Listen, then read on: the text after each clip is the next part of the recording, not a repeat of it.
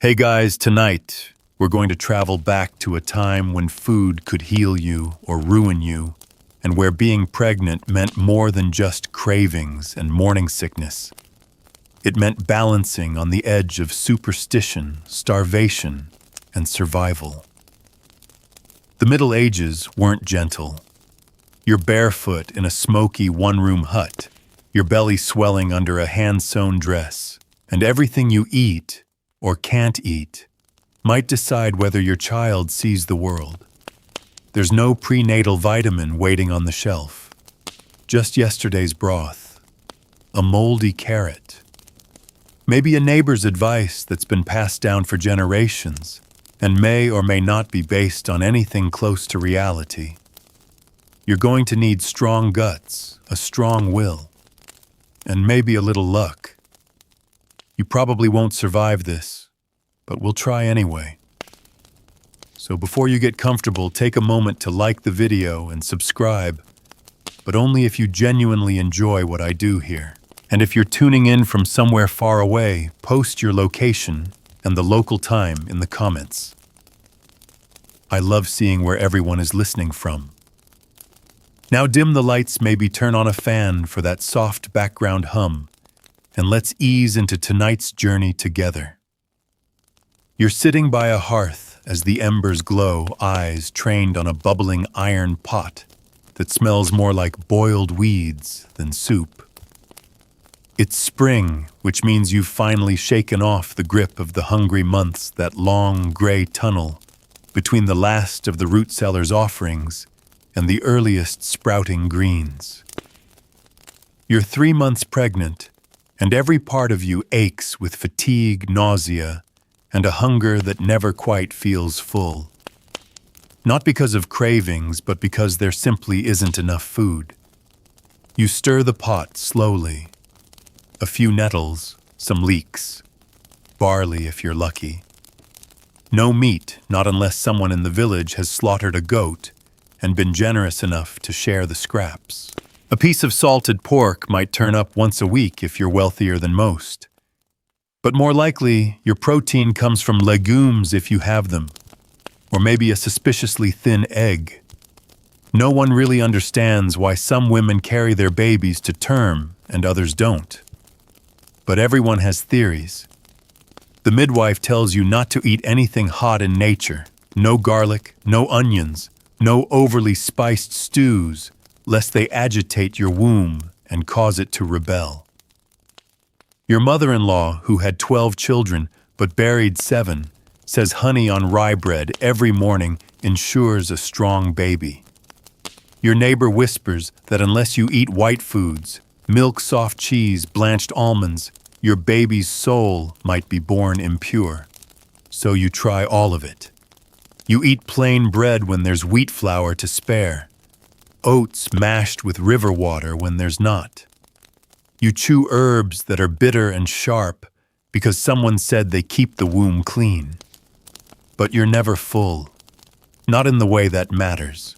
Today, the village priest passed by and glanced at your stomach. He murmured a blessing, but warned you to avoid gluttony.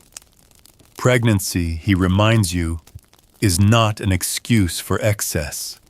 You nod, though there's nothing to be excessive with. The Lord provides, but sometimes not much. Still, the church has its role in your diet. Fish on Fridays and fast days that stretch long and lean.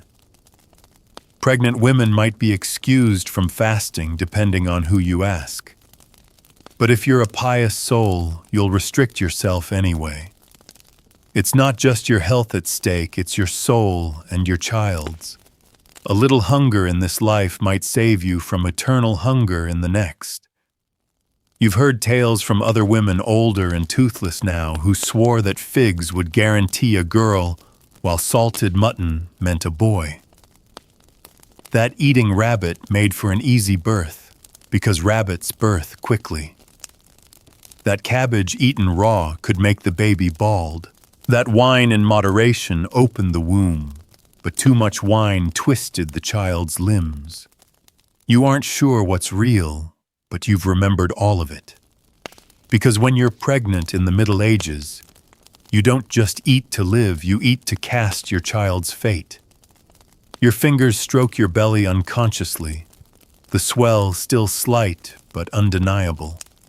It's your first, or your third, or maybe you've lost count because two never made it past winter. Each time you tell yourself you'll eat better, stay warmer, pray harder. But life doesn't always allow it. Down by the manor, the Lord's wife is also pregnant. Rumor says she craves saffron and poached pear, her every meal a ceremony of careful nourishment. Her kitchen has spices from far-off lands and meat daily. Her midwife carries books. Yours carries a knife and faith. You wonder if the baby inside her kicks with more strength than yours. You wonder if that's even fair to wonder. Sometimes, when the days are kind and you find a hen's egg or two hidden beneath hay, you dream of things you once tasted. A soft cheese wrapped in herbs, a rich stew thick with lentils and chicken, honey-dipped apple slices. These aren't luxuries, they're memories. But even memories can nourish a little, can't they? The fire crackles and the pot bubbles, scenting the air with something vaguely green and earthy. You'll eat soon. You always wait until the others are fed, your children, your husband, or your aging parents. Only then do you tilt the bowl toward yourself and sip slowly. You let the warmth slide down, and for a moment it almost fills the void. Tomorrow you might barter for milk, or wild garlic, or simply hope the neighbor's cow gives birth without dying, so there's enough milk to go around. You haven't thought much about the future yet. That will come later with the quickening, when the baby begins to move, and the whole village takes notice. For now, it's only between you and the quiet pulse inside you. A life forming beneath layers of linen nettle broth, folk wisdom, and whispered prayer. The shadows grow longer as the sun fades behind the trees. Night gathers, and so does the cold. You shift closer to the hearth, your hand still on your belly, your thoughts drifting not toward cravings, but toward survival. Not what you want to eat, but what you can eat. And whether it will be enough. Because in the Middle Ages, the meal wasn't just a moment of comfort. It was a gamble. And for you and the little one growing within, the stakes couldn't be higher. The rooster's call breaks the dawn, and your already upright bones stiff from the straw mattress. The weight in your abdomen reminds you of what's coming, like a secret being slowly carved into your body. You move carefully, shuffling over to the basin where yesterday's water has gone icy overnight. You splash it over your face, the chill waking you more than you'd like. Your stomach grumbles softly, but you know better than to expect breakfast. There's no such thing as 3 meals a day here, not for you. Maybe twice, maybe once, depending on what the day brings. And this morning the bread is coarse and hard, the kind that must be soaked in broth or milk to chew. You tear off a piece and chew anyway, even as your teeth scrape over grit from poorly milled flour. Stone ground by hand or wheel, it always carries tiny bits of earth and stone that wear down your teeth with every bite. By 40, if you live that long, you'll likely be toothless. But today, you need your strength. The village wise woman is making her seasonal walk, checking in on all the women in childbearing years. She's not a healer in the formal sense, those are reserved for monks and scholars far from here, but she has plants, roots, and experience. You eye the satchel on her hip as she approaches. It smells of mugwort and wood ash, and inside she carries dried bundles of everything from raspberry leaves to wormwood, depending on what she thinks you need. She greets you by name, her voice gravelly from years of herbs and pipe smoke, and sits you down on the old stool by the doorway. Her hands are cool and dry as she presses them to your belly, her fingers making small, practiced circles. Still early, she mutters. You'll need chickpeas if you can find them. They're warming, good for the blood. You nod, though you've never had chickpeas. You've heard of them maybe in tales from travelers, or once in a stew from a merchant's leftover sack, but they're rare in your village. Still, you'll ask around. Maybe the next traveling peddler will have a handful. Maybe you'll trade 2 eggs for a cup. The old woman digs into her satchel and hands you something wrapped in linen. When you open it, the scent of sage and lavender rises.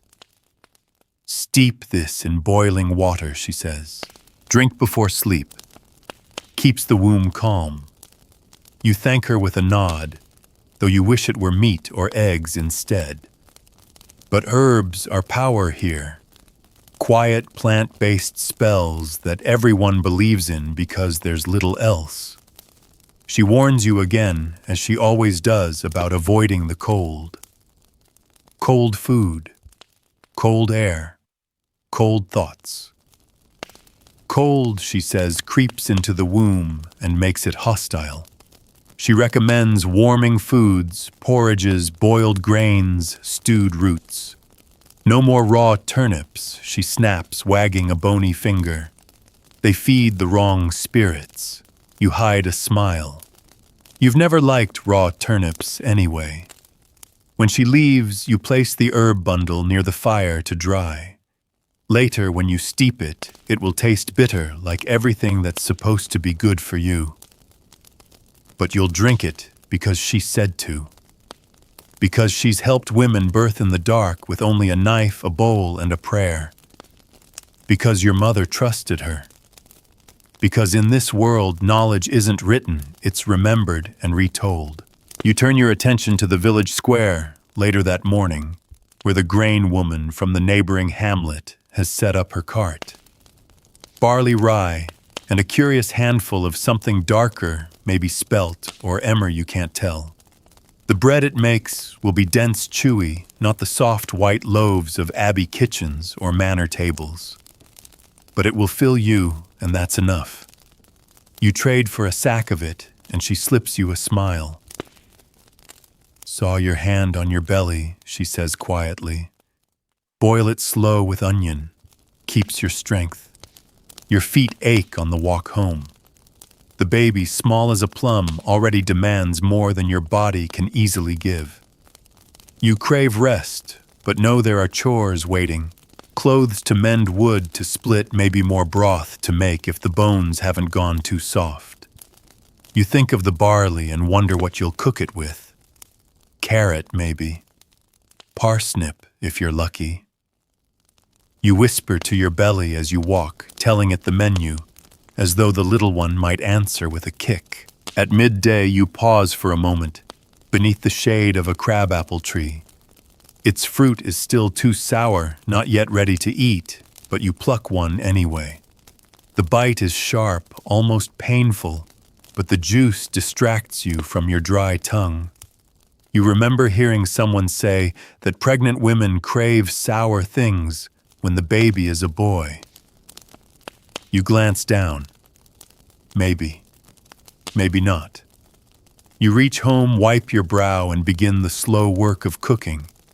You grind the barley down, boiling it in water until it thickens. A little wild garlic goes in a single shriveled carrot, and salt, precious salt, that you ration carefully.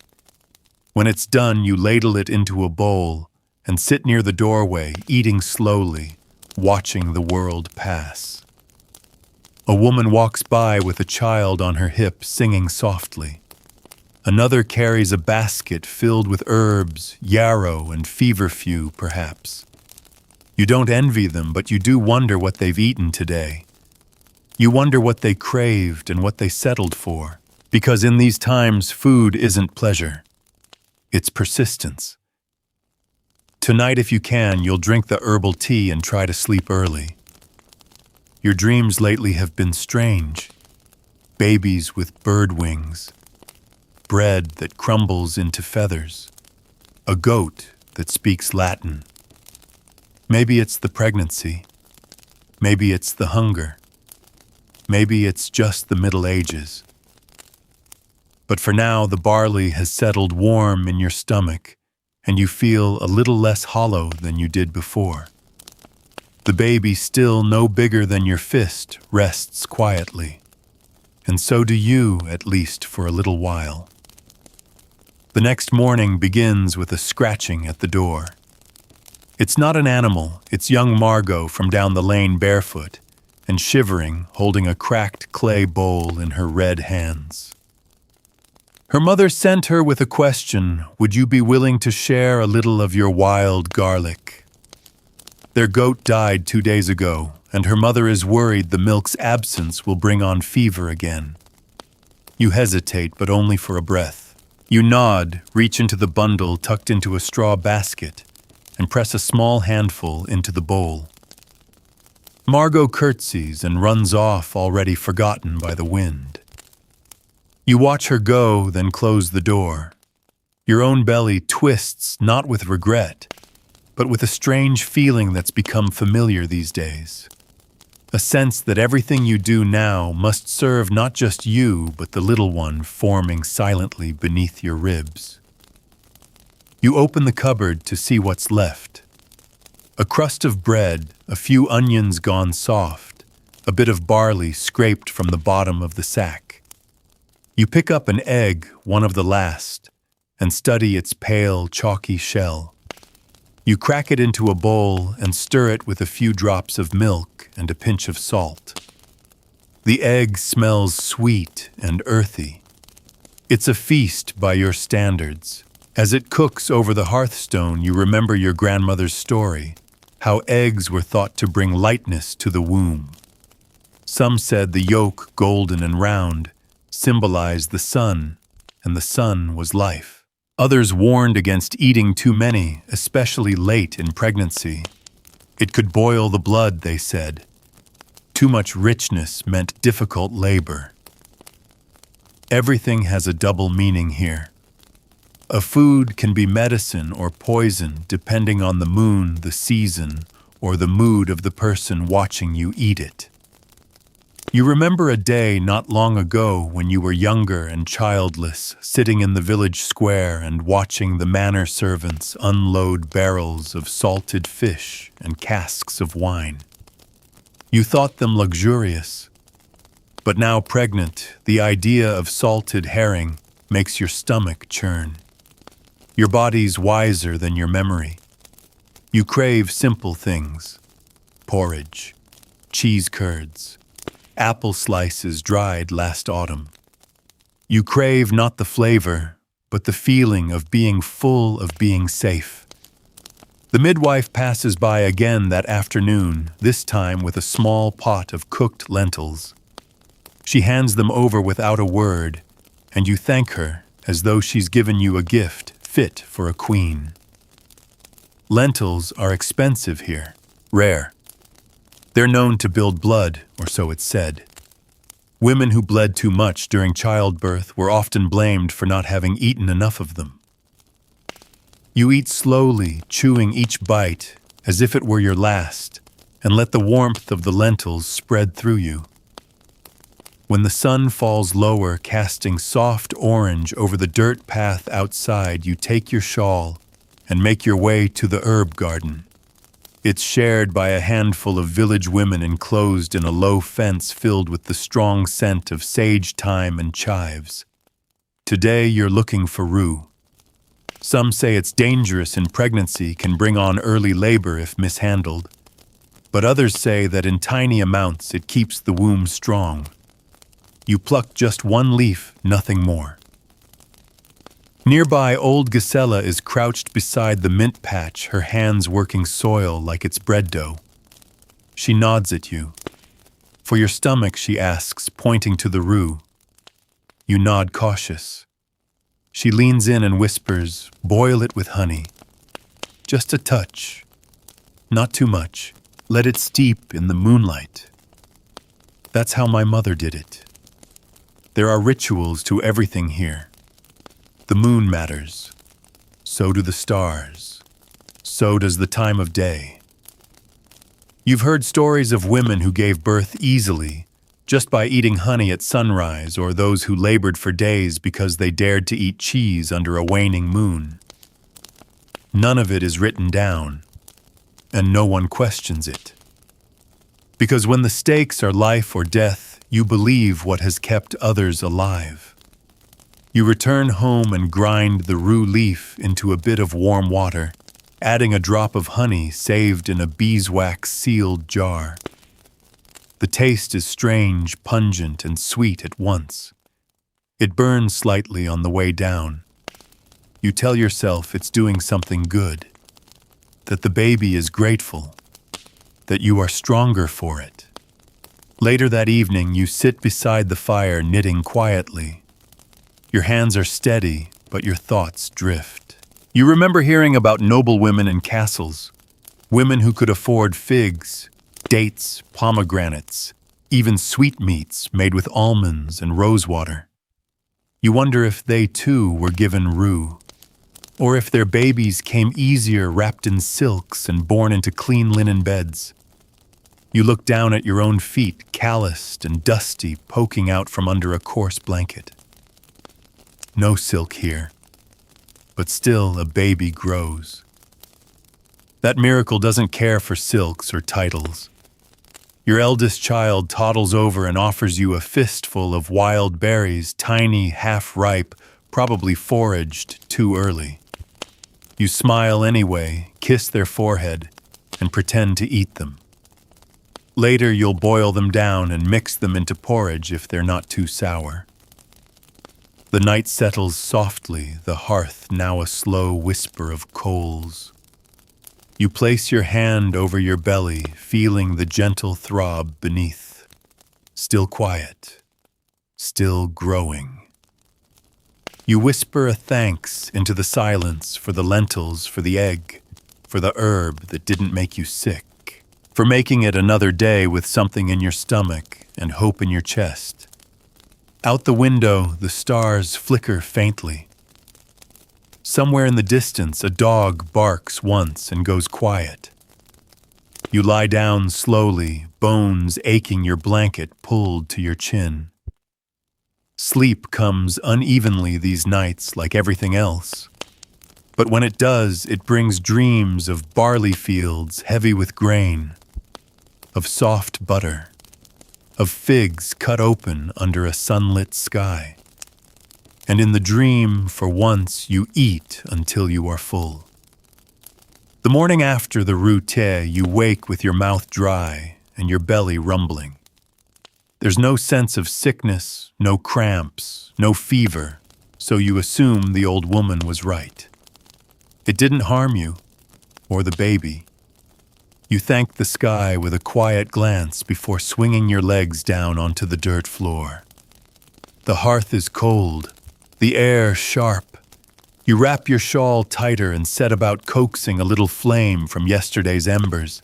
You've grown used to the rhythm of hunger, how it comes in soft waves, never quite receding. But today feels different. Today is market day, and even though it's a half-day's walk, you've decided you'll go. There's a chance, however small, that someone will have apples. Not dried, not worm-bitten, not mashed into cider, real apples. Red and round and crisp. You don't even know if the baby wants apples, but you do, and that's enough. You pack a cloth satchel with the few things you have to trade: a bit of goat cheese wrapped in leaves, 2 skeins of thread you spun last week, and a little tin of lard you've kept hidden from the children. Not out of cruelty, but out of necessity. Pregnant women are often expected to eat last, to take the scraps, to be strong and selfless. But you know better now. A mother who starves bears no child at all. The road to the market is lined with puddles from last night's rain, and your boots sink into the mud with every step. You pass other women on the way, some pregnant, others with babies on their backs, most with the same look of anxious hope. You nod politely, but words are few. Everyone is focused on the same goal, food or the means to get it. The market is chaos in the best and worst way. Barrels of dried beans, wheels of cracked cheese, baskets of eggs, some still speckled with dirt and feathers. You feel your heart rise just a little. And then you see them apples. Small, not quite ripe, but unmistakably apples. The woman selling them eyes your satchel. She doesn't want thread. She doesn't need cheese. But the lard makes her pause. She fingers the tin, weighs it in her palm, then nods. You leave with 4 apples tucked into your cloak as if they were gold. And in a way they are. On the walk home you can't help yourself. You bite into one, just one, and the sharp tang of it wakes you from the inside out. The juice trickles down your chin. It tastes like memory, like summers before all the pregnancies and births and burials, like something from a better world. That evening you stew the remaining 3 apples in water with a hint of clove borrowed from a kind woman at the market. You serve the pieces to your children, but you save the liquid for yourself. Sweet, warming, comforting in a way that bread and broth can never be. As you sip it, you think about how your tastes have changed since becoming pregnant. Meat now seems too rich, cheese too heavy, but fruit fresh or stewed or dried feels like medicine. And maybe it is, not just for the body, but for the spirit. In the evening, your neighbor Mathilde stops by. She's older with strong hands and a knowing face. She brings a small jar of thickened milk, clotted and slightly sour. From my cow, she says. She's given a bit more than we need this week. You thank her, and she sits by your hearth, stretching out her legs with a groan. When I was carrying my youngest, she says I ate nothing but millet and pickled onions for weeks. Couldn't keep anything else down. You laugh softly. Did the baby come out sour? She grins. He came out howling. Maybe the onions helped. She tells you how when she was young they believed eating rabbit helped ensure an easy birth. Not because of its meat, but because of its nature, quick, clean, prolific. Eat what you want the birth to be, she says. That's what my grandmother always said. You look into the fire, the image sticking with you. Could it be that simple? If you eat calm things, the birth will be calm. If you eat something bold, the child will be bold. It's a comforting thought, even if it's only half believed. Later, after Matilda leaves, you take the clotted milk and stir it into a bowl of warm barley. The result is strange, but not unpleasant, tangy, earthy, soft. It fills you more than you expect. You lean back on the stool, your hand resting gently on your belly, and close your eyes for just a moment. You drift into sleep, sitting upright, dreaming of feasts. Not grand banquets, not silver platters or stuffed pheasants, but a table filled with warm bowls, porridge with berries, crusty bread, still steaming honey, drizzled over soft cheese. It's not a rich man's dream. It's a mother's. And then the baby kicks sharp and sudden, and you wake with a gasp and a laugh. You whisper to the little one you liked, that did you. And you promise to find more barley, more milk, maybe even more apples if the gods are kind. The stars are faint behind a veil of cloud tonight, and the air smells of earth and smoke. You pull your shawl tighter and move to the pallet where you sleep. Your body is tired, but your mind spins slowly like a millstone grinding something ancient into something soft. As you drift off again, you wonder what tomorrow will bring. Another bowl of porridge, a new rumor from the midwife, a craving for something you've never tasted. Whatever it is, you'll face it the same way you face everything now. Bite by bite, step by step, breath by breath. The morning is gray and low with mist clinging to the thatch roof like wool soaked in dew. You wake slowly, not startled, but heavy-limbed and rooted. The baby's been quiet since the apple stew, but you can feel the warm weight of it inside you, shifting ever so slightly when you roll over.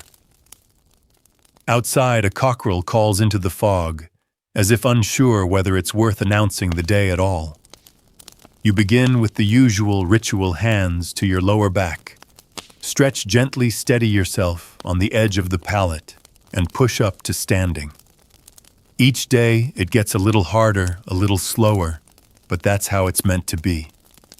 Your body is building something day by day. One bowl of grain at a time. One careful step through the cold at a time. This morning's meal is thin barley gruel, again. But you doctor it with a little of the clotted milk Matilda brought and sprinkle the top with dried mint. Not for taste, really. It's barely noticeable, but because mint is said to clear the humors and lift the spirits. And because it reminds you of summer.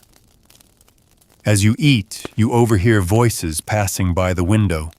2 women talking about a woman in the next village over one who lost her baby last week. The word spoiled blood is whispered, followed by she drank wine too soon. You pause mid-bite, the spoon hovering. Wine. That old debate. You've heard both stories, that it fortifies the blood and eases labor, or that it heats the womb to a boil and causes the child to slip away. You've only had wine once since you found out. A mouthful at the festival feast out of politeness. It tasted of wood and ash and something darker. Afterward, you lay awake half the night waiting for a sign, anything. But the baby stayed quiet. And you didn't drink again. You rinse your bowl, scrub it clean with a wisp of straw, and set it by the fire to dry. The day stretches ahead like a patch of woven linen, no particular color, no obvious pattern. But you'll fill it. There's always something to do. You carry wood in from the pile bundle herbs to dry in the rafters and pull a few soft onions from the storage pit. You brush the dirt off gently like dusting a sleeping child.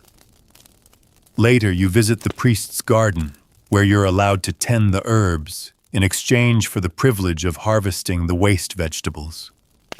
Not the lush heads of cabbage or fragrant leeks, those go to the table of the abbey, but the leaves chewed by insects, the bolted stalks of mustard greens, the last yellowing fennel. Still, it's more than most. You gather carefully, offering a prayer under your breath.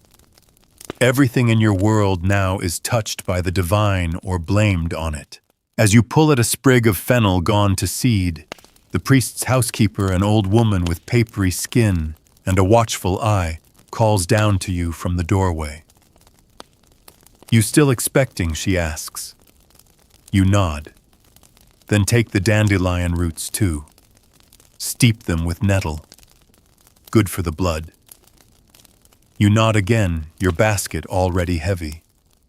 You walk home slowly, the weight of your gathering pulling at your arm, the baby pulling in the other direction. You imagine the child inside as round as a turnip, arms curled tight, face forming somewhere between dream and bone. Back home, you set to work. You simmer the onions and dandelion roots, softening them in a little lard.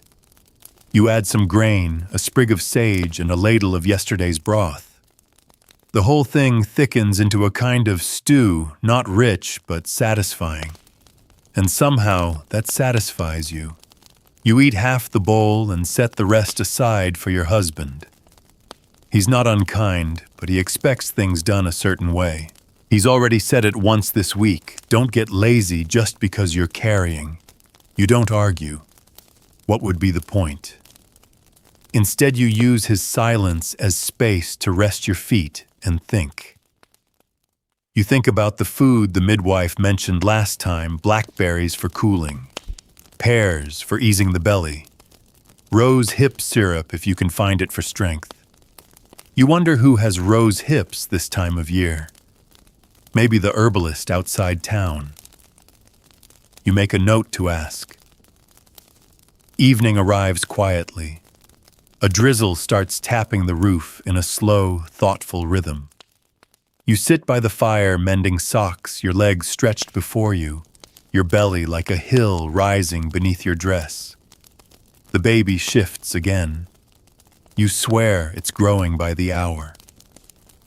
The children are already asleep and the house is dim. You hear your husband breathing softly in the far corner, one arm thrown over his brow like a man in a painting. You feel no jealousy, only distance, the kind that opens up slowly when one body begins to carry two and the other still thinks only of one. You finish the sock tie off the thread and rest your hands in your lap. You think of the root stew and the herb broth and the apples from the market. You think of the forbidden wine and the debated rabbit and the barley that somehow fills you more than it should. You think of your baby, still quiet, still waiting. And you whisper to no one in particular, please let it be enough. The rain doesn't let up the next day. Instead, it deepens into a steady, drenching curtain that soaks the earth and keeps the air close and damp. The smoke from the hearth lingers in the rafters, caught in the low air, giving the cottage a haze that stings the eyes and smells of yesterday's soup. You pull your shawl tighter, the damp creeping into the wool, and sit beside the fire, poking the lugs until they spark again. The pantry is getting lean again. It always does when the rain won't stop. The woodpile is soggy, and your husband has taken the dryer cuts with him to the fields, hoping the animals haven't drowned in the far pastures. You're left with the odds and ends, a few wizened turnips, some garlic cloves soft at the tips, a pinch of oats that clings to the sack like it doesn't want to be let go. But you make do, you always do. You boil the oats with garlic, thinning it with the last of the milk, and stirring it over the fire until it becomes a strange porridge, more medicinal than delicious. Garlic is hot, the midwife would warn, and should be avoided in excess. But you feel cold to the bone today, and you'll take the risk. As it simmers, your neighbor from 3 cottages down, a woman named Aldith, appears in your doorway with a basket over her arm. She's round-faced, red-cheeked, and just a few weeks behind you in her own pregnancy. You make room for her by the fire, and she sits with a sigh that sounds like surrender. She's brought a few stinging nettles wrapped in damp cloth. Stewed with barley, she tells you they kept my sister from bleeding to death when her third came too fast. You nod solemnly, understanding that this isn't just a shared recipe. It's an offering of defense. A weapon in the battle you're both quietly preparing to fight. Childbirth isn't a moment here. It's a cliff you step off, hoping the wind is kind.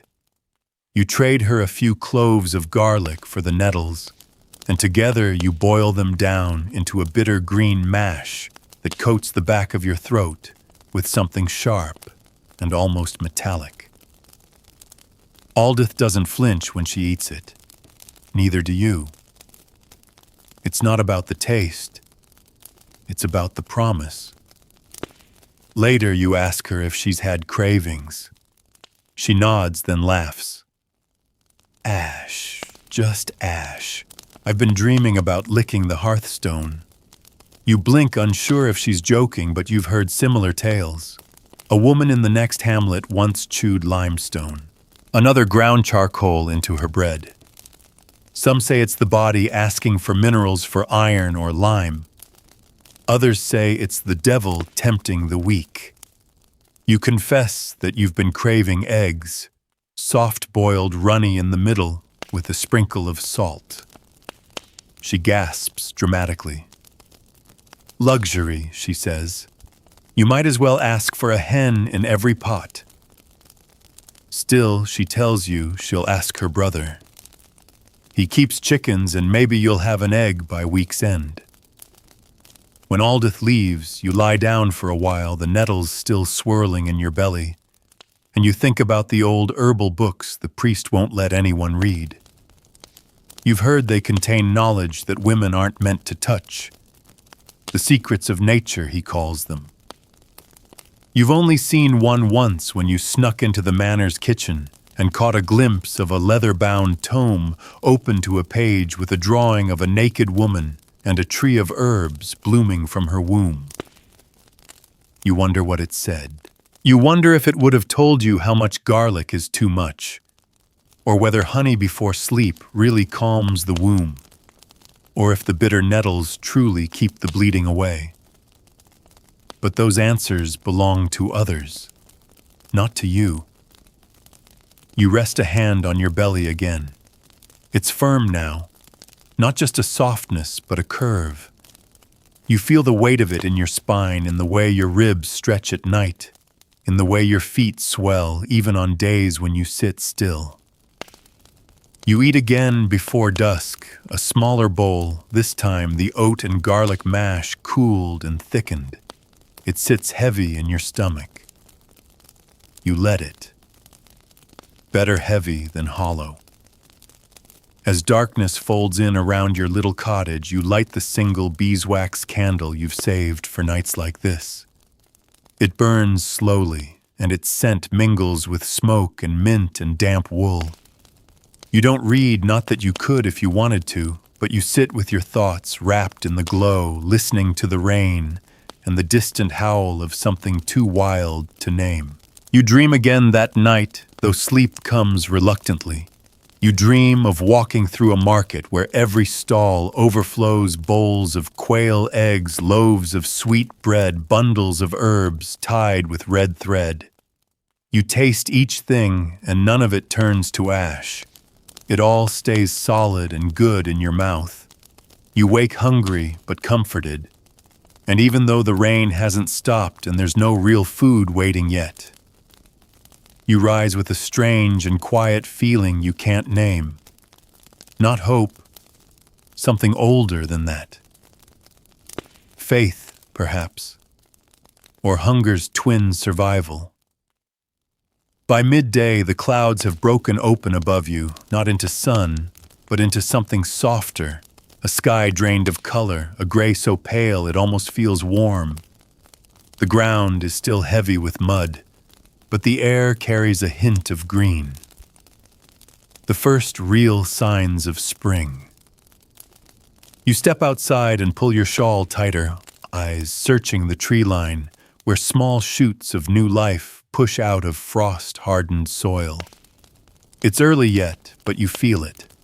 A change, a shift, and with it the faint stirring of appetite. You haven't eaten yet, not properly. A sip of warm broth with dried nettles at dawn, taken more like medicine than a meal.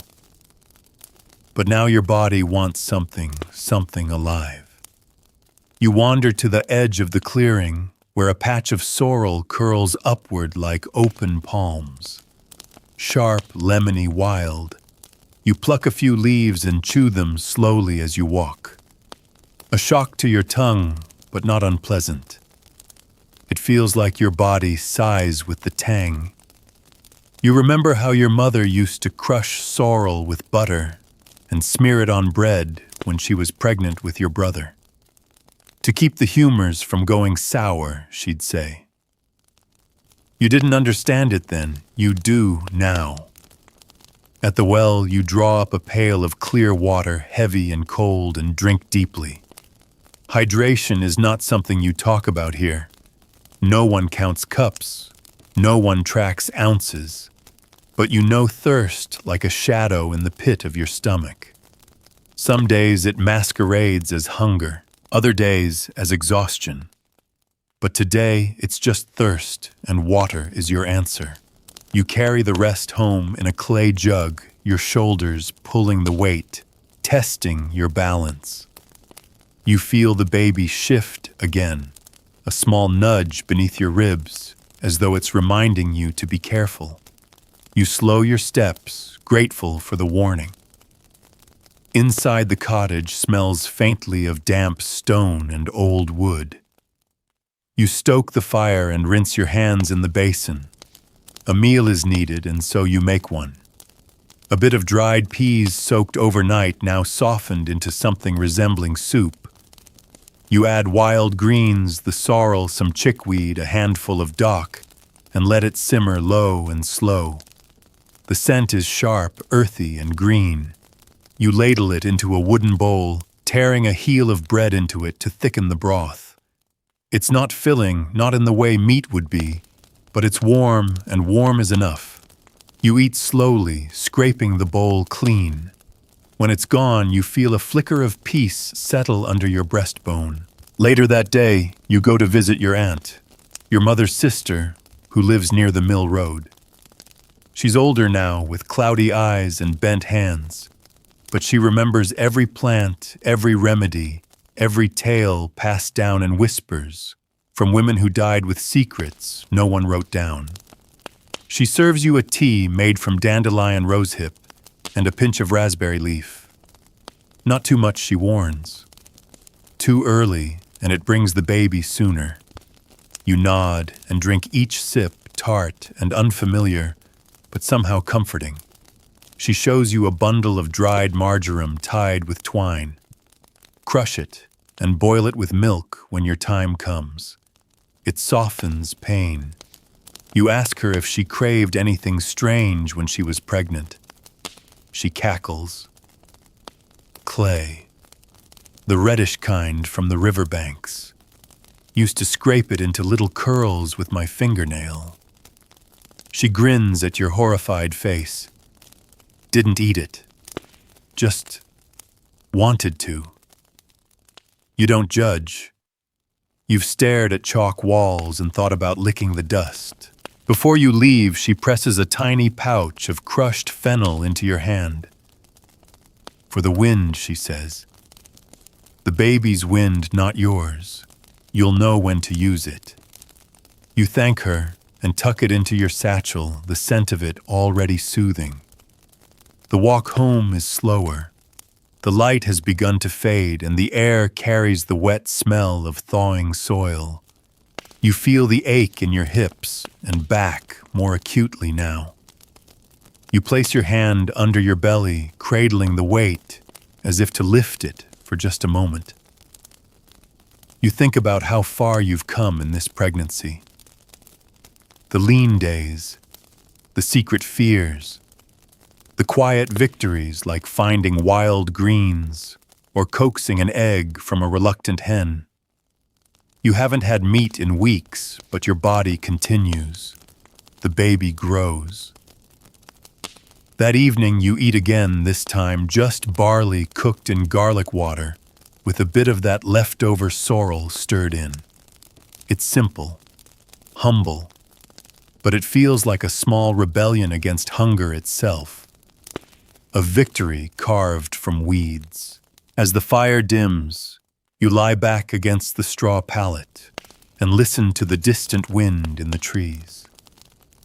Your eyes close slowly, your hand still resting where it always does on the curve of life you carry, like a bowl filled carefully to the brim. And just before sleep takes you, the baby shifts again, gentle and rhythmic.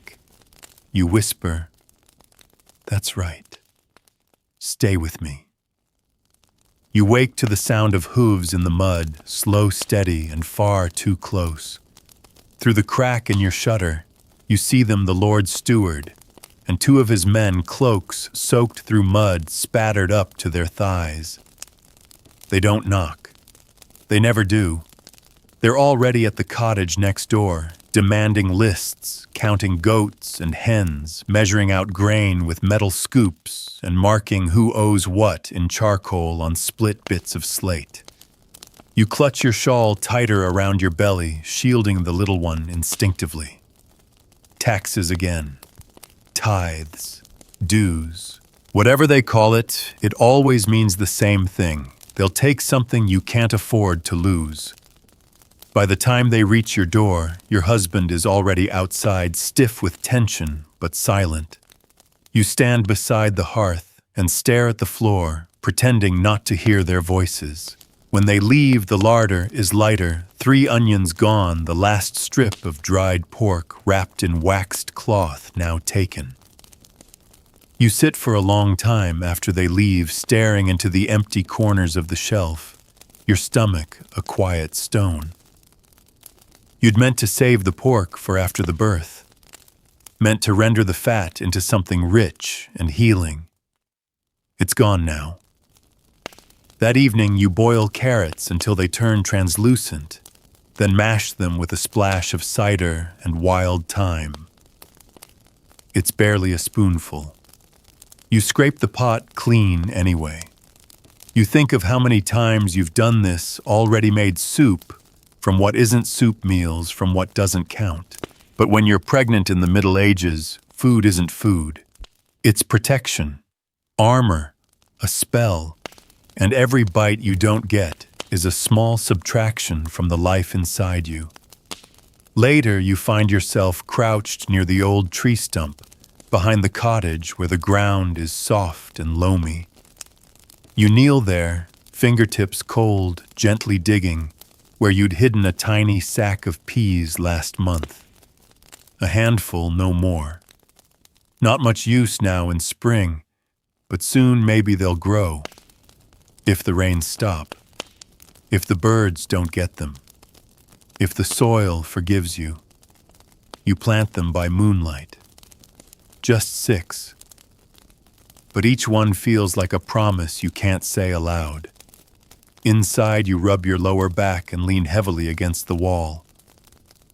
The baby hasn't moved much today, not enough to scare you, but enough to make you quiet.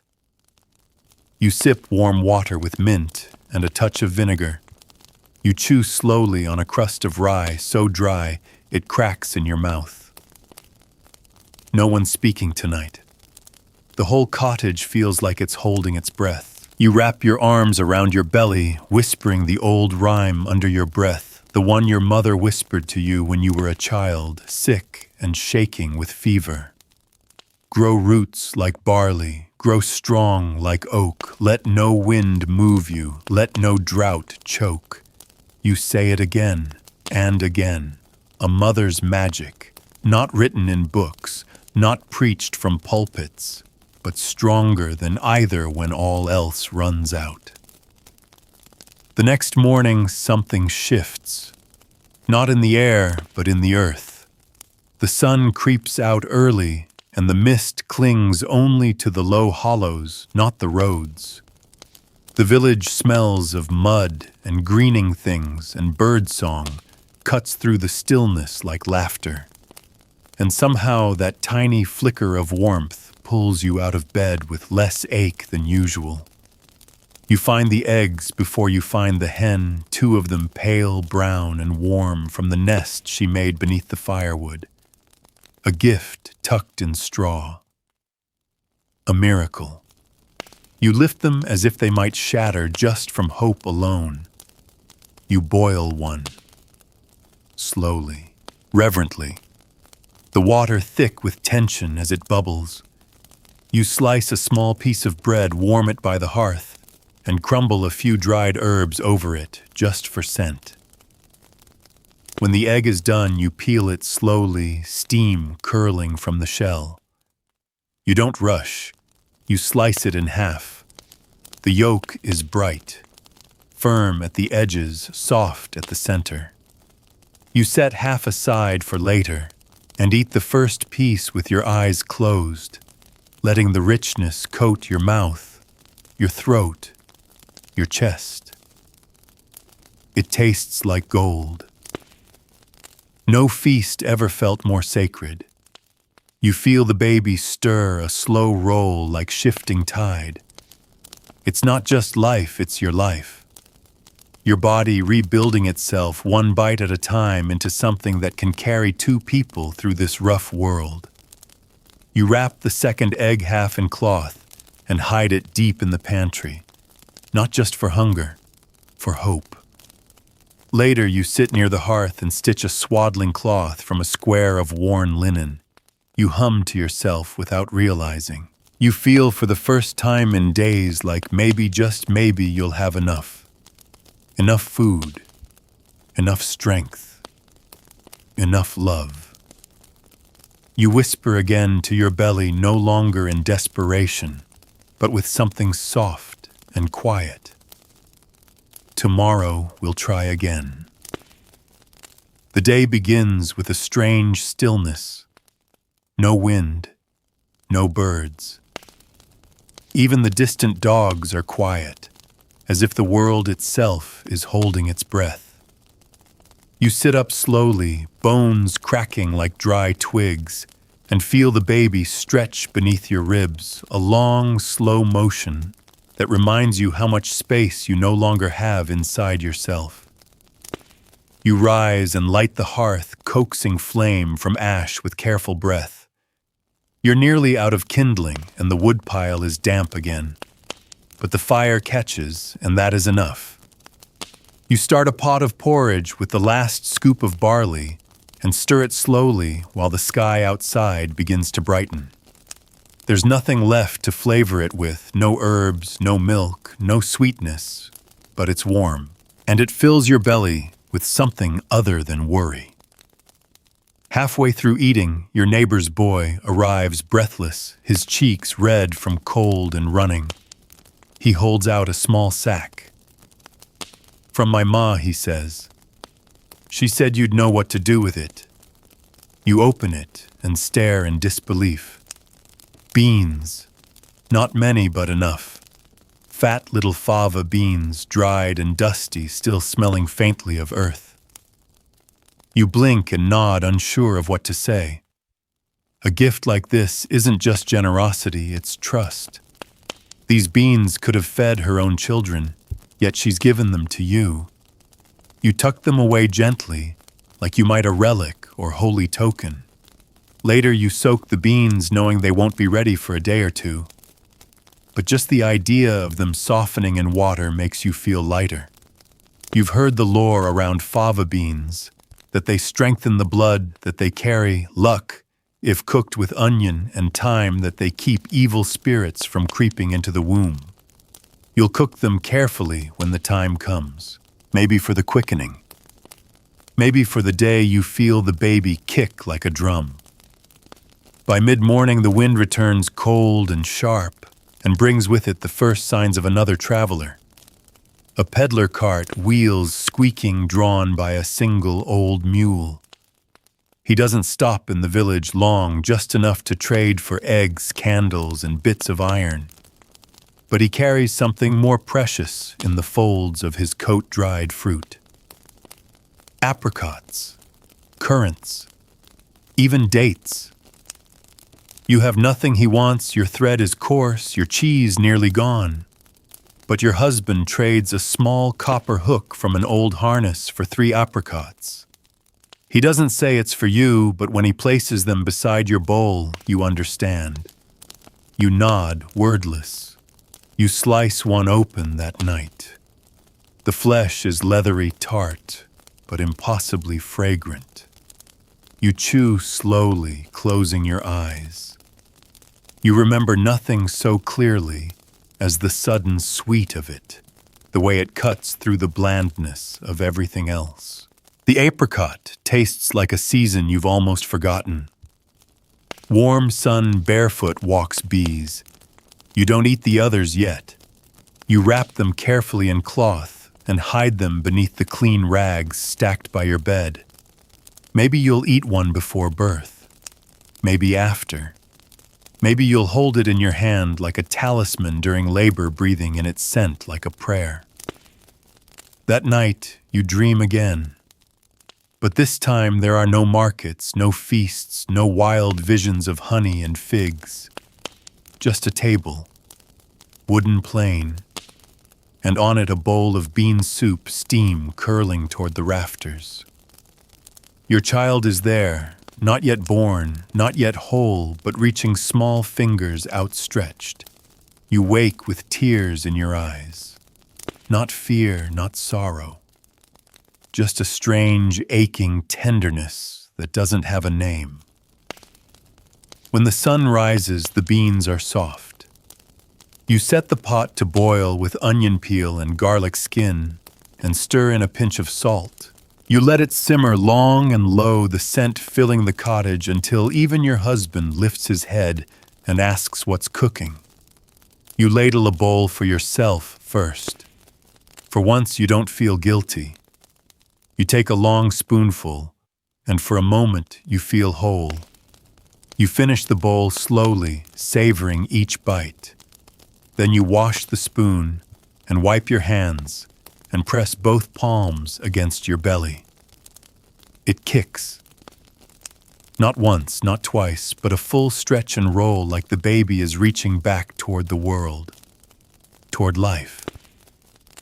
You close your eyes and whisper, "Yes, I feel you. I'm still here." You don't remember when your hips began to ache this much, only that now you shift from foot to foot without thinking, trying to ease the pull of the growing weight inside you. You've started tying a strip of cloth beneath your belly during the day, tight, but not too tight, a little lift, to trick your body into believing it can still carry this load with grace. It's late afternoon, and the sun filters in through the slats in the shutters like thin bands of honey. Outside, children shriek in laughter. Someone's loosed a goose, and it's chasing a girl through the mud with the flapping righteousness of a tiny feathered cub.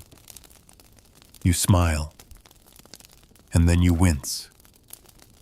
The baby kicks low, sharp, and sudden. You breathe through it and lean against the doorframe. This child is strong, restless, hungry maybe, or simply testing the boundaries of its borrowed home. You decide to make soup again, this time with the last of the split peas from a jar hidden behind a basket of laundry. You soak them and think of the abbey where the nuns boil peas in clay pots and season them with onion leeks, sometimes a scrap of ham. You have none of those, but you do have time and the memory of broth. You chop a small shallot found in the bottom of the garden where it overwintered in the soil. It's soft, but still good. You sauté it with a bit of oil you've scraped from the top of a congealed pot of tallow. The scent rises sweet and savory, and you feel your stomach growl. You stir slowly, humming to yourself, until the peas turn soft and golden. You mash them just enough to thicken the stew, then ladle out a single bowl and sit by the hearth to eat. Every bite soothes something ancient inside you, like you're feeding not just the baby, but the long, unbroken line of mothers behind you. As you eat, your cousin Edith appears in the doorway, wind-blown and flushed. She's just back from her own cousin's confinement in the next village over. You invite her in, offer her what's left of the soup, and she takes it with a grateful groan. She had twins, she says, wrapping her fingers around the bowl. Too early. One lived. Her voice is flat. The way people speak when they've seen too much and yet still go on. You don't say anything, just stare into the fire while she eats. Then she tells you what they gave the mother, to eat a broth of bone and nettles stirred with sage and goat's milk. To thicken the blood, she says. To call the strength back in. You nod. That makes sense. If food in pregnancy is preparation, then food after birth is resurrection. She also tells you what they told the new mother not to eat. Anything sweet, anything raw. No apples, no bread crusts, no beer. It turns the milk sour, they said. It spoils the blood. You file that away. Another rule, another caution in the long list of what to do and what not to do that governs your every bite. When Edith leaves, the shadows have grown longer, and you sit alone again in the quiet cottage, the baby fluttering now like a bird just beneath your ribs. You sip warm water with a little vinegar stirred in a strange taste, but one the old women swear helps the baby drop in the last weeks. You don't count the weeks, not really. There's no calendar nailed to your wall, no due date circled in red. You know by signs the swell of your belly, the ache in your back, the softness of your feet by nightfall.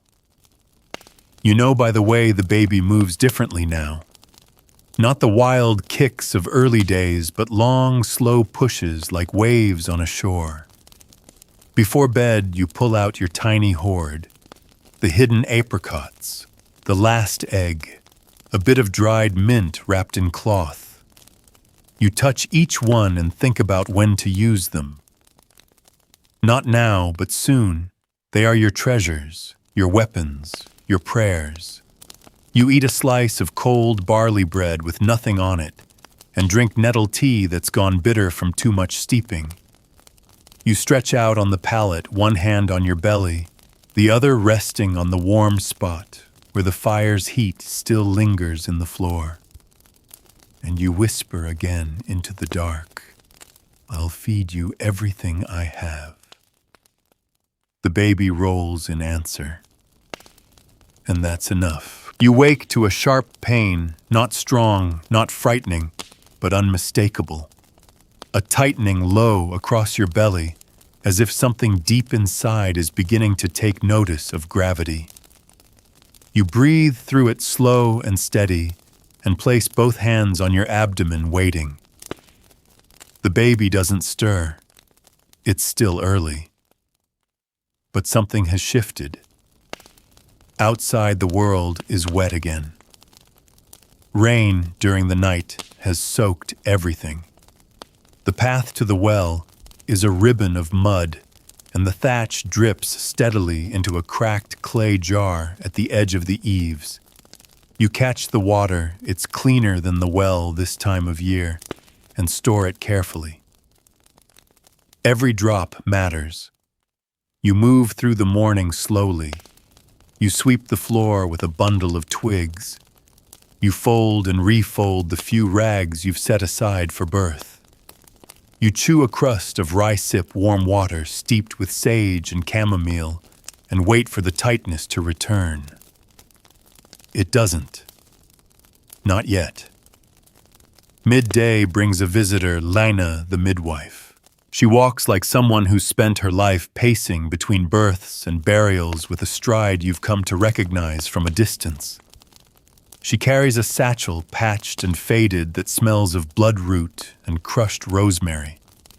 She settles in without invitation, lowers herself beside the fire, and watches you as you kneel to tend the embers. "You'll want to keep broth close," she says not unkindly. "Thin but warm, with root if you've got it. Onion, garlic, fennel, anything to build heat." You nod. "I have peas soaking." She grunts her approval. "Good. And salt some. Use it. The body loses more than blood." She reaches into her satchel and pulls out a tiny pouch bound with a strip of leather. "Mugwort. For strength." She pauses, then adds, "Only if the pain comes in waves." You nod again, but don't take the pouch. Not yet. It feels like accepting something too soon. Like stepping into a storm before the first cloud forms. Still, when she leaves, you tuck it away near your bed. Later that day, you prepare the peas with a few slivers of carrot and a sprig of thyme. You boil them slowly, letting the scent fill the room. It smells like something solid, something enough. You ladle out a bowl, careful not to spill. and eat beside the hearth. The baby stirs again, no flutters now, but long, low rolls, the kind that press against your spine and make you exhale through your teeth. You talk softly as you eat, not words, just sounds, hums and murmurs, comfort noises. When the bowl is empty, you rest back, hands folded over the firm roundness of your belly. You close your eyes, but don't sleep. You listen instead, to the rain, to the occasional creak of wood, to the inner murmurings of a body making room. As evening comes, you do something rare. You light a second candle, a luxury. But something tells you it's time for light. You gather your small store of herbs and spread them on the table: mint, mugwort, nettle, fennel seed, and a few tiny elderberries. You crush them gently and set them in a pot to dry roast over the hearth. Not to eat, just to scent the air. The smell of healing, the smell of readiness. Your husband watches you from the corner. He doesn't speak, just nods once. You both know what may be near. He doesn't ask if you're scared. You don't tell him you are. That's not how it works here. After he sleeps, you take the last apricot from the cloth and bite it in half. The flavor is fainter than before, but still sweet, still sacred. You chew slowly and let the sugar soak into your tongue like a benediction. You hold the other half in your palm for a long while. Then you place it on the edge of the windowsill where the candlelight touches it. Maybe you'll eat it tomorrow. Maybe not. You lie back down, eyes wide, listening to your body. One cramp, then quiet, then another. Still soft, still scattered, like footsteps just outside the house. You breathe through them, not in panic, not in fear, just awareness. The way trees know when the wind has shifted. You press your hand to your belly and whisper, "We're almost there." By morning, the pains have faded again. Not gone, but folded inward like waves pulled back from the shore. You lie still for a long time before rising, unsure whether to be relieved or disappointed. The baby shifts, but more lazily now, as though conserving its strength. You do the same. The peas from the night before have thickened into something more like paste than soup, but you eat it anyway, room temperature silent, letting it coat your throat with a bland, soothing heaviness. Your stomach accepts it without protest, and that's a kind of victory. Outside, the light is strange, dim, and watery, though it's well past sunrise. The clouds are thick overhead, and the air smells of iron and moss. You draw your shawl tighter and go to check the garden. The peas you planted weeks ago are beginning to sprout, tiny green tips breaking through the soil. You crouch beside them and press your palm to the ground.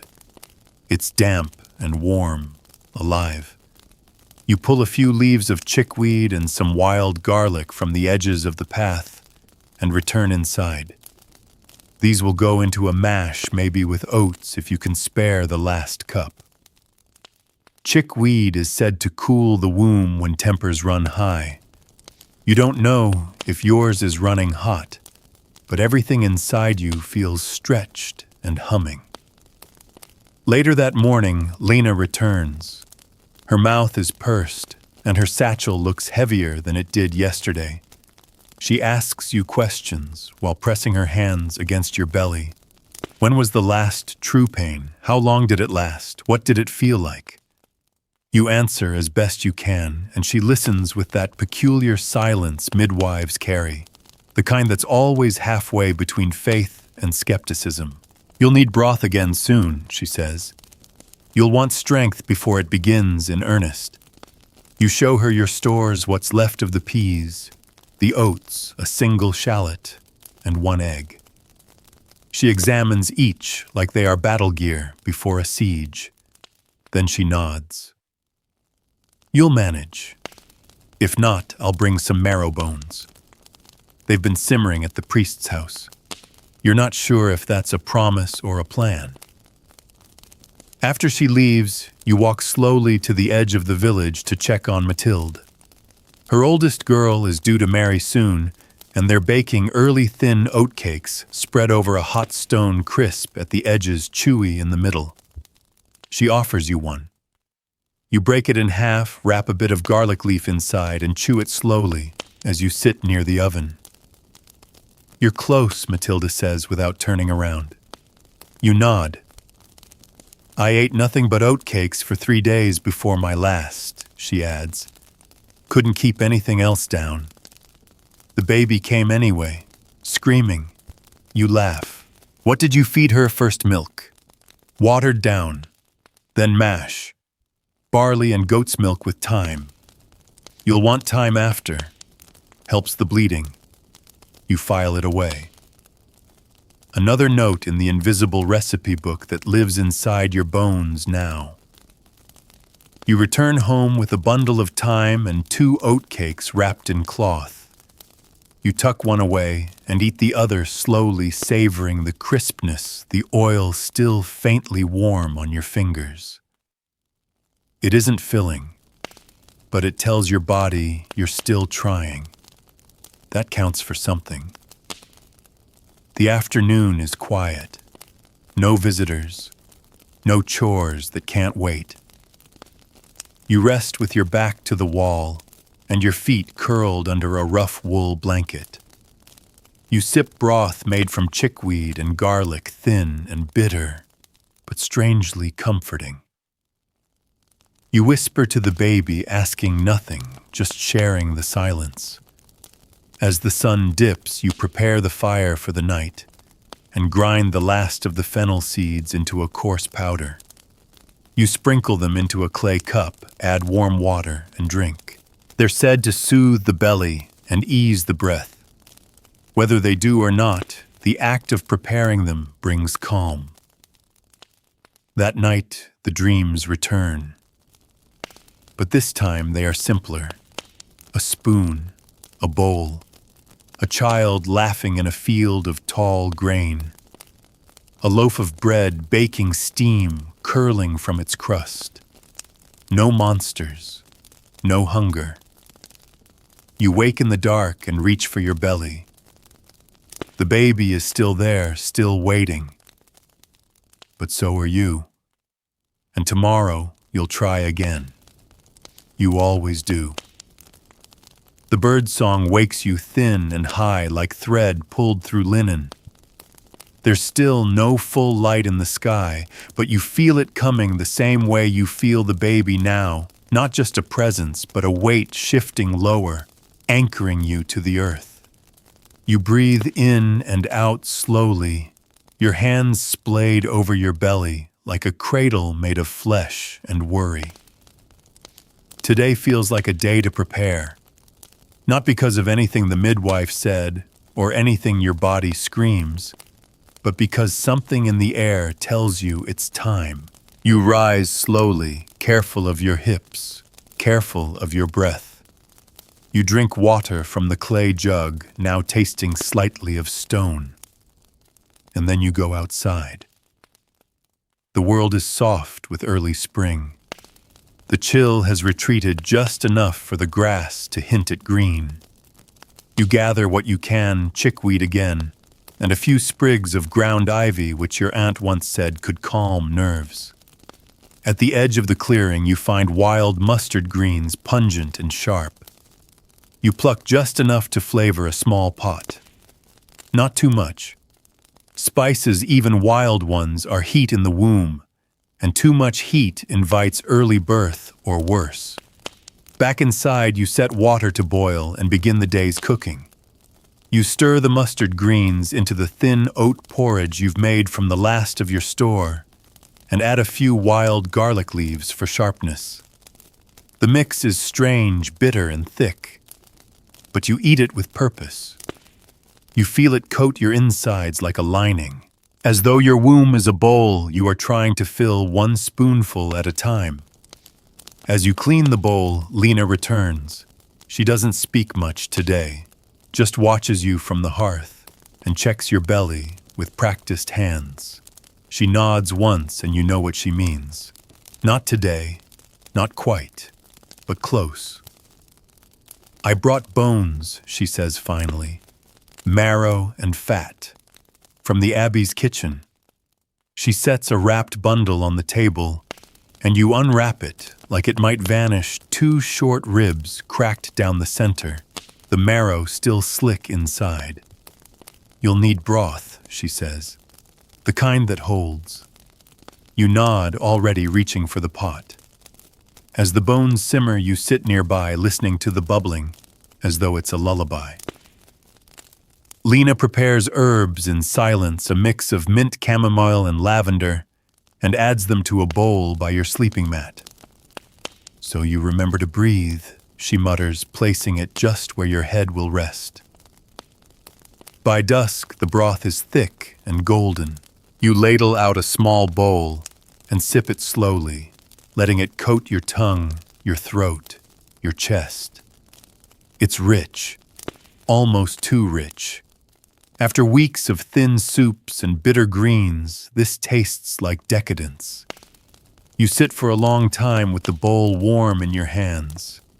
The baby shifts again, slower now, deeper. You wonder if they can taste what you taste. You like to think so, that this broth tells them you are welcome. Later, Lena leaves you with instructions. Rest, warmth, candles. She tucks the mugwort back into your pouch and adds 2 more herbs, angelica and yarrow. You don't ask what they do. You don't need to. You trust her. After she's gone, the silence folds in like a blanket. You light a candle and hold your hands over it, warming your fingertips. You look down at your belly now, so round, it pushes your ribs out wide, and you whisper, "Not yet, but soon." You wrap a cloth around your shoulders and lie back. Your body is tired, but not weak. Your limbs are sore, but not trembling. You feel like a rope pulled tight, humming with potential. The broth sits heavy in your belly, but in the best way. You drift into sleep with your fingers curled around the last of the fennel seeds in your pocket. Not for luck, for remembrance. Because one day someone may ask what you ate, what kept you strong, what made the difference. And maybe, just maybe, it was this, a bowl of bone broth, a pinch of mustard green, a flickering candle, the memory of a midwife's touch, and the will to keep going even when the cupboard was almost bare. It begins just before dawn. No pain, not at first, just a pressure, a kind of deep internal pulling that tugs you from sleep and won't let you go back. You lie still for a long time, your hands resting across your belly, your breath slow and even.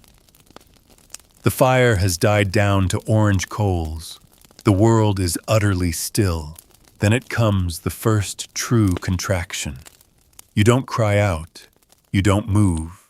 You just breathe, because that's what Lena said to do. Breathe low. Breathe deep, like you're drawing warmth from the earth and exhaling something older than fear. When the wave passes, you rise slowly. Your hips are stiff. Your back aches. But there's no question now. The time has come. You light a candle and stir the ashes in the hearth, feeding the fire with care. The heat helps. It gives the room shape and color. You pull your broth from where it's been keeping warm by the coals, what remains of the bones Lena brought now rich and dense with flavor. You sip it between contractions. It coats your mouth and throat, sits solid in your belly. gives you something to hold on to when everything else inside you is shifting. Your husband goes to fetch Lena without needing to be asked. He rides fast. You know she'll come. She always does. You move slowly, preparing the room. You lay out the cloths, the herbs, the little things you've gathered over months. You put the mugwort and mint in the corner of the room near the fire and pour boiling water over them in a small basin. The scent rises earthy and sweet and slightly bitter. You breathe it in with each contraction.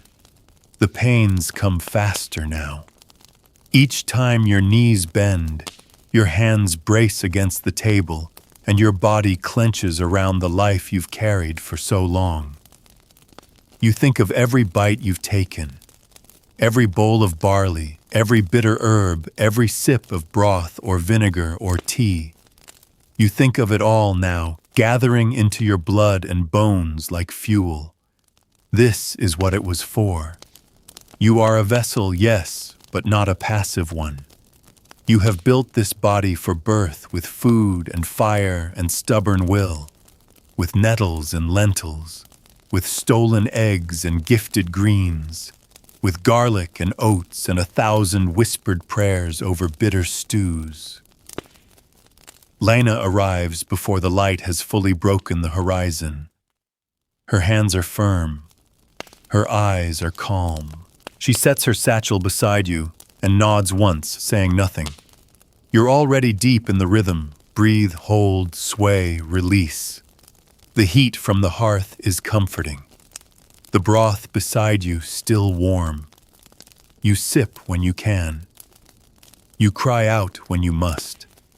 Time becomes strange, long, wide. The hours feel stretched like wool being spun too fine. There is only pain, then silence, then more pain. But you are not afraid. You have eaten the food of strength, the food of mothers, of laborers and milk givers and grave diggers and saints. When Lena places the warm cloth on your belly and whispers, you are ready. The pushing is fire, but the fire is familiar.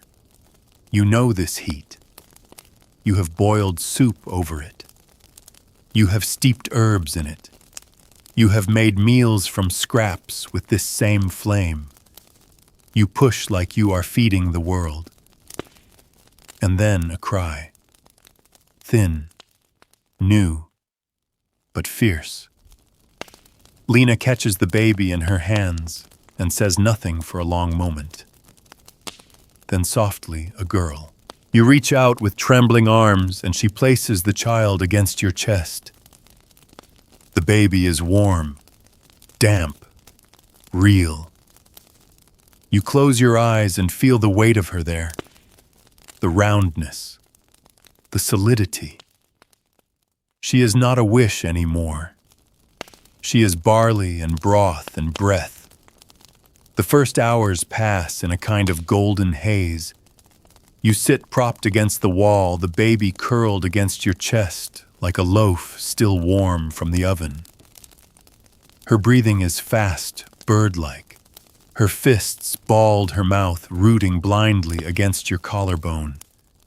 You are exhausted, but beneath that exhaustion, there's something deeper. A stillness, a knowing. Lena stays only long enough to clean the cloths, to bundle the afterbirth in straw, to press warm water with mint to your lips and say, "Rest now." She places a bundle of herbs by the hearth and tucks the baby into the crook of your arm, as if she's always belonged there. You sleep. You don't remember falling, only waking later, maybe hours still holding her. Your husband is sitting nearby. Quiet. He doesn't know what to say, and you don't ask for words. He hands you a bowl of broth that's been kept warm by the fire. It's thinner now, but still nourishing. You drink without thinking, the heat rushing back into your limbs. You've never tasted anything more important. Later, you manage a bite of barley bread crumbled and softened in milk with a pinch of thyme added from the cloth pouch near your palate. It goes down easily. Your stomach is unsure, tender, and unfamiliar, but it accepts the food. You eat with one hand and cradle your daughter with the other. She latches on instinctively, and the sensation surprises you, a twinge, then relief, then something deeper. You are feeding her now. Not from the garden, not from the forest, not from pots or pans, but from your own body turned alchemist by time and hunger and will. You think of everything you gave up for this, the missed meals, the bitter stews, the fasts you pretended were choices, and yet you do it again. Because this child is made of those things. She is forged from nettle broth and garlic mash, from sorrel and oatcakes, from the strength of women who never had enough but gave everything anyway. As the light outside the window turns soft and orange with sunset, you hum to her softly, nothing tuneful, just a sound to fill the space between breaths. She sighs in her sleep, her lips still wet from milk. In the corner of the room, the last candle flickers and goes out. But you don't need light now. You have her, and you have made it. The hearth is nothing but embers now. Soft orange glows under gray ash. You're tucked beneath wool and linen, warm and utterly still. The baby is asleep beside you, curled into the crook of your arm, her tiny chest rising and falling in rhythm with yours. The cottage is quiet. Even the wind outside has quieted into a hush. Your body feels different. Empty, but not in the way you feared. More like a cup poured out carefully with nothing wasted. You're sore, yes. Your hips ache. Your back is tender. But you are also grounded in a way you weren't before. You've crossed the threshold and returned with something whole in your arms. You think about food again, not in desperation, not in fear, but in calm. You think of the lentils and leeks, the broth and barley, the herbs crushed between fingers, of garlic and nettle, of the strange little treasures hidden in cloth.